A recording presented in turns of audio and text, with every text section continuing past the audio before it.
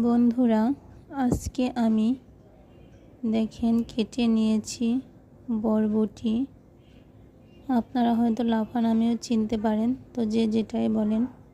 আমি এটাকে আজকে একটু বড় বড় করে কেটে নিয়েছি। হয়তো ভাবতে পারেন যে আমি এটা রান্না করব, আসলে আমি এটা আজকে রান্না করব না, এটা আমি অন্যভাবে ভাজি করব। শুকনোভাবে করলার মতো ভাজি করব না, একটু ভিজা ভিজা থাকবে, এভাবে আমি ভাজিটা করব। তো এটা আমি কেটে ভালোভাবে ধুয়ে নিয়েছি। অন্যদিকে আমি পেঁয়াজ কুচি করে নিলাম আর সাথে কয়েকটা কাঁচা মরিচ কেটে নিলাম। তো এখন আমি কড়াইয়ে তেল দিয়ে দিলাম। আমার তেলটা কিন্তু ভালোভাবে গরম হয়ে গেছে।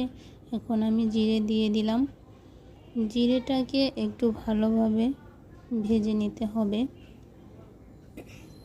যেন কাঁচা না থাকে। যে আমার জিরেটা প্রায় ভাজা হয়ে গেছে। তো এখন আমি এর ভিতরে দিয়ে দিব কেটে রাখা পেঁয়াজ কুচি আর কেটে রাখা লঙ্কা। তো এখন এটাতে আমি দিয়ে দেব নুন, স্বাদ মতো নুন দিয়ে নেব।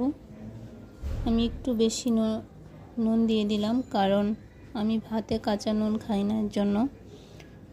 এরপরে আমি দিয়ে দিলাম এটাতে হলুদের গুঁড়ো পরিমাণ মতো, আর সাথে আমি এখন দিয়ে দেব অল্প একটু শুকনো লঙ্কার গুঁড়ো, কারণ এটাতে একটু কালারটা ভালো হবে, তাই এটা কিন্তু দিতে হবে সেটা না। এটা না দিয়ে আপনারা রান্না করতে পারেন, তাতেও ভালো হবে।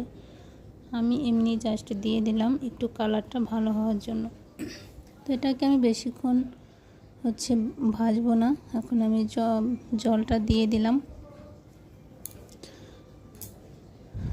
এখন কেটে রাখা বরবটিগুলো আমি এটাতে দিয়ে দেব। একটু ভালোভাবে এখন নেড়েচেড়ে মিশিয়ে নেব।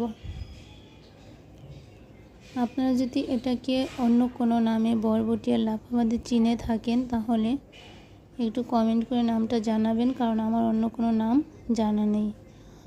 কথা বলতে বলতে এটা ভালোভাবে মিশানো হয়ে গেছে। এখন আমি এটাকে ঢাকনা দিয়ে ঢেকে দেব।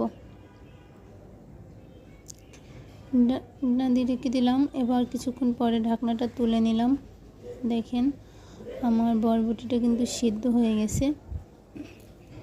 তো এখন আমি এটাকে বেশ কিছুক্ষণ ধরে ভালোভাবে নেড়ে চেড়ে এটাকে একটু মাখা মাখা করে নেব, কারণ এটা আস্তে আস্তে রাখা যাবে না। কারণ এটা যেহেতু একটু ভাজির মতো করব, এটা আমি রান্না করব না, সেহেতু আস্তে রাখবো না। আর আমার যে হালকা একটু জল আছে,